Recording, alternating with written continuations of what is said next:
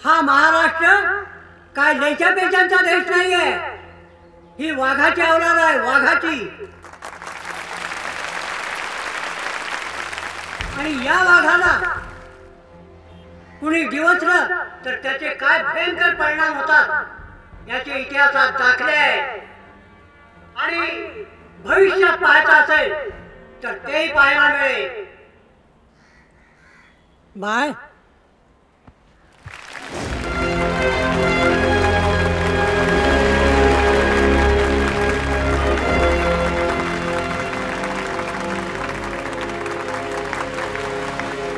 आजपर्यंत हा बाळ ठाकरे कुटुंबियांचा होता, पण आज हा बाळ मी संपूर्ण महाराष्ट्राच्या रयतेसह अखंड हिंदुस्थानला अर्पण करीत आहे. बाळासाहेब ठाकरेंचा, बाळासाहेब ठाकरेंचा.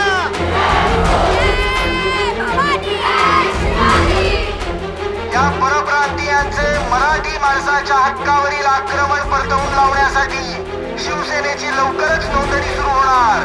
अधिक माहितीसाठी मार्मिकचा पुढील अंक पहा. संपादक श्री बाळ ठाकरे.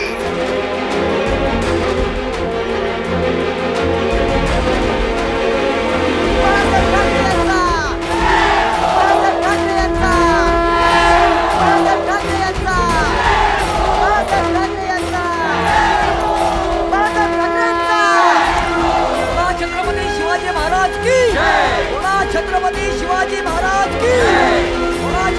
शिवाजी महाराज की.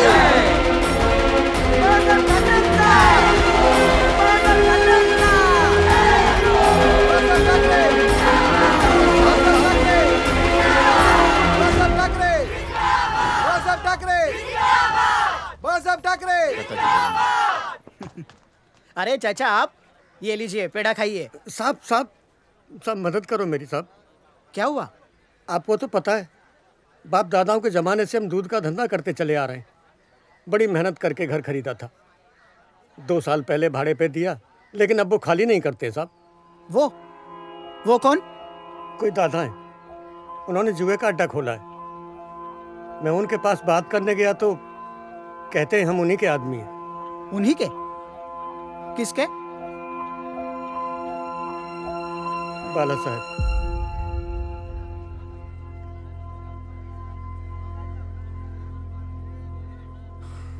चाचा आप रुके यहाँ पे, मैं बात करता हूँ साहब से. ए बाजूला हो रे साहेब, त्याची खोली बळकावली आणि ती सगळी आपलीच माणसं आहेत असं त्याचं म्हणणं आहे. पत्ता घे. हो साहब. चाचा आइए, वो खोली का पता दीजिए मुझे. ए पेन दे. सुतारवाडी खोली नंबर 19. साहेब आपल्या उमेदवारांची यादी. साहेब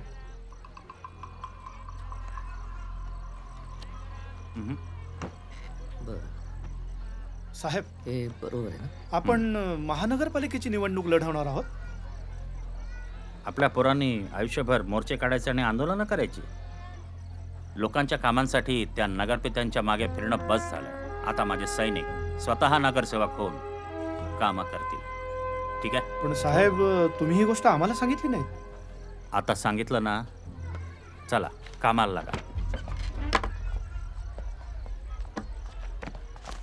अरे चाचा क्या कर रहे हो? बहुत बहुत बहुत मेहरबानी, बहुत मेहरबानी. म्हाताऱ्या माणसाला त्रास देणारा माझा माणूस असूच शकत नाही. जय महाराष्ट्र. जय जय महाराष्ट्र. जय.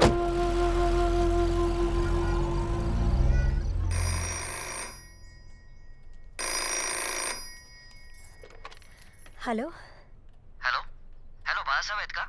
कोण बोलते? मी मनोहर जोशी. हो हो, एक मिनिट. जोशी. काय झालं पंत?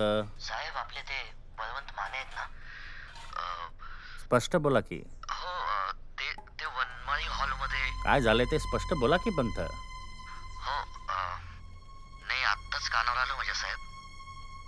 वनमाळी हॉलमध्ये आज संध्याकाळी 5:30 वाजता सभा घेत आहेत आपल्या विरुद्ध.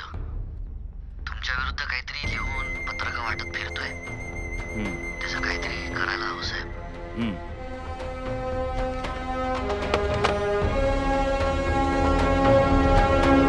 नाही म्हणजे हा पक्ष जर मराठी माणसाच्या उद्धारासाठी बनवला गेला असेल तर या पक्षाची पुढील वाटचाल ही एकमताने व्हायला हवी की नको, यासाठीच या पक्षात लोकशाही असणं फार आवश्यक आहे.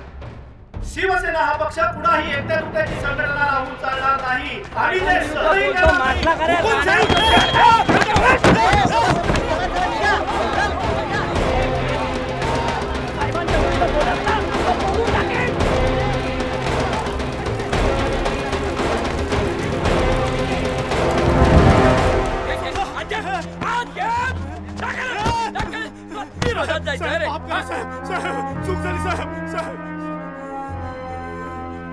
संघटनेत मी फालतू लोकशाही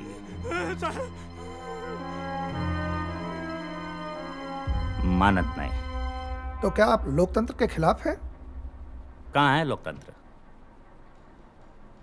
कौन से लोकतंत्र की बात कर रहे हैं आप?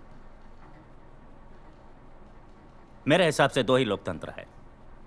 एक वो जिसमें सहना है, चुप रहना है, या वो जिसमें सहना नहीं है, कहना है, लड़ना है अपने अधिकार के लिए, अपने हक के लिए और न्याय के लिए. अगर इस देश का कानून सबके लिए एक है, सबके लिए समानता है और ये लोकतंत्र सबको एक ही नजर से देखता है, तो मैं क्यों नहीं मानूंगा इस लोकतंत्र को? अरे यहां अलग अलग धर्मों के अलग अलग कानून हैं. अगर इस लोकतंत्र की जबान सबके लिए एक है तो मैं क्यों नहीं मानूंगा इस लोकतंत्र को? मैं लोकतंत्र को मानता था. जब कश्मीर में कश्मीरी पंडितों को भगा दिया गया तो कहां गया था आपका यह लोकतंत्र? क्या कश्मीर हमारा नहीं है? कश्मीरी पंडित हमारे नहीं हैं? पंजाब और हरियाणा के बीच सतलज का पानी आग उगल रहा है. आज भी बेलगांव और कारवार के मराठी महाराष्ट्र में शामिल होने के लिए आंदोलन कर रहे हैं. अपनी मुंबई को महाराष्ट्र का हिस्सा होने के लिए 106 लोगों की आहुति देनी पड़ी. कहां था यह आपका लोकतंत्र? इसको जिंदा रखने के लिए और कितनी आहुतियां देनी पड़ेंगी? 26 जनवरी को हम गणतंत्र दिवस मनाते हैं. एक ऐसा ही 26 जनवरी था. तब कहां गया था आपका ये लोकतंत्र, जब न जाने कितने बेगुनाह लोगों को मौत के घाट उतारा गया? बेळगाव कारवार सह संयुक्त महाराष्ट्र झालाच पाहिजे. बाळासाहेब ठाकरेंचा झालाच पाहिजे. आम्ही 26 जानेवारीची मुदत देतो. तत्पूर्वी बेळगाव हा प्रश्न सुटला नाही तर महाराष्ट्राच्या मुख्यमंत्र्यांना, या देशाचे उपपंतप्रधान मोरारजी भाईंना इशारा देतो, तुम्हाला इथे पाऊल ठेवू दिलं जाणार नाही.